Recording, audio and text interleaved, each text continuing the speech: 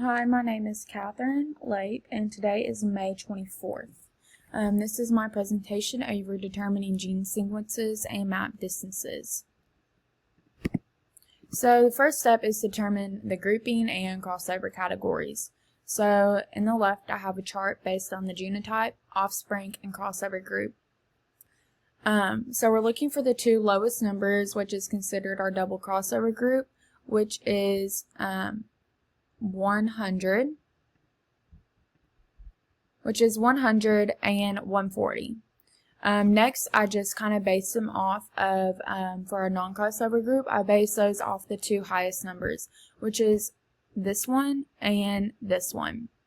And then for the second single crossover group, I also base that off of the two second highest numbers, which is 970 and 1010. And I did the same for the second single crossover group, which is 420 and 400.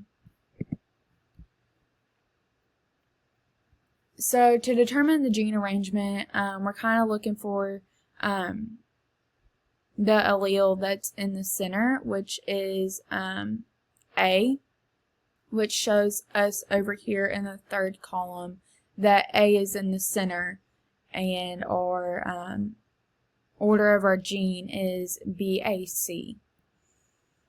And in the middle, it's just kind of like everything grouped together again to show those totals for how they're replaced. So step 3 is determine the distance between the genes. So for the non-crossover group, you take the total, which is 2,702, and you divide that by the total of all crossover groups, which is 5,742. And you divide those two numbers and you get 0.47. And you multiply it by 100 to get 47.5%. So you do the same for each group and you give those in percentages. Next, we have to determine the distance between both of the genes. So to go from, since we already determined that our order of our genes is BAC, it's easier for us to determine the distance between B and A and the distance between A to C. So going from B to A, we take this percent, 14.28%, and you add it to the double crossover group, which is 18.45. So going from A to C, you take 34.48%, and you add it to 4.17% to get 38.65.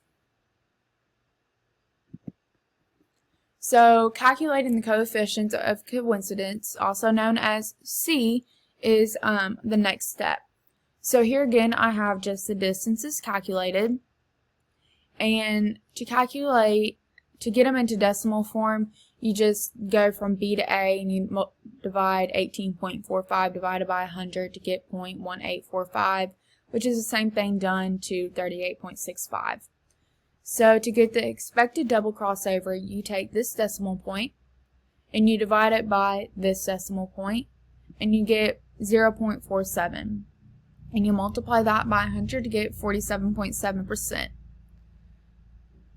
So C is the observed double crossover over expected double crossover. So what we observed in the last slide is that our double crossover percentage is 4.17%.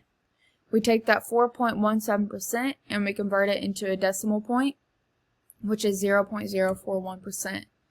So we take that, divide it by the expected double crossover, which in percentage form is, in decimal form, it's this, and you divide those two together and you get 0.087.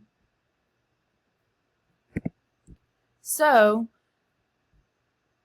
we calculate the interference. So interference is 1 minus coefficient of coincidence C.